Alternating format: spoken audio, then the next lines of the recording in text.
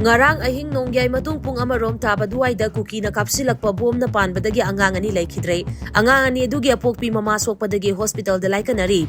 Thaudok asi Moirang Police Station la konba Tronglaobi awang lekai da thokhibani. Thaudok thokfamdagi phangba paw amagi matungina thaudok aduda sokpadagi hospital da laikanari bi nupi adugi maming Oinam Ongbi Binita chahi 35 mapuroibagi ming Oinam Mangal kawi. Aduga laikhidraba angang ani aduna Oinam Tomthin chahi 5 amadi Oinam Yaishna tha 5 ni. Oinam Mangal Haujik Indian Army oiduna Bihar da posting taribani aduga Oinam Ongbi Binita na nurse oiduna Guwahati da thabak tobani.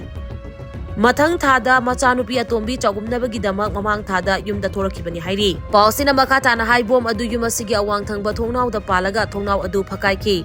Maduda thongnau ga thangnana tumliba mama macha sing aduda bom machena panbadagi laibak thiba thongdok adu thokhibani. Bom pokhai khibagi machet sing adu yumdom pok oina leiriba yum adugi phaklang da panbagi mami kya su leiri. Laikhidraba angang anigi hakchang sing adu rims ki middle sangda thamkre aduga Binitana Rasmedi City ki ICU da laikanari.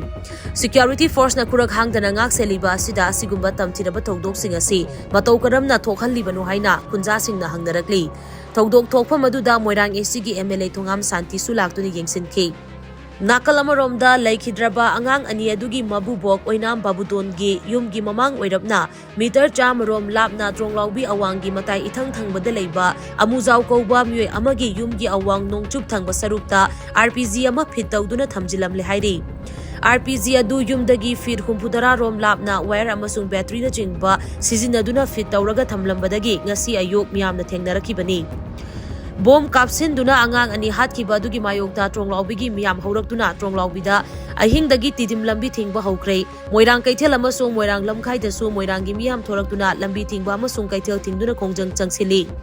Khoisaunaraba miyamna Moirang Police Station da thomjinduna mathau masak khangdaba police miyam bungak senba ngamdaba police sing thoklakpa yaroi haina Moirang Police ki geta pochei kaya paisinduna thamkre. Amarom da khoisaunaraba miyamna Churachandpurda pusinaba pochei purakpa truck ahum Moirang lamkhai yauramdaida mai thaduna amang ata thogankre.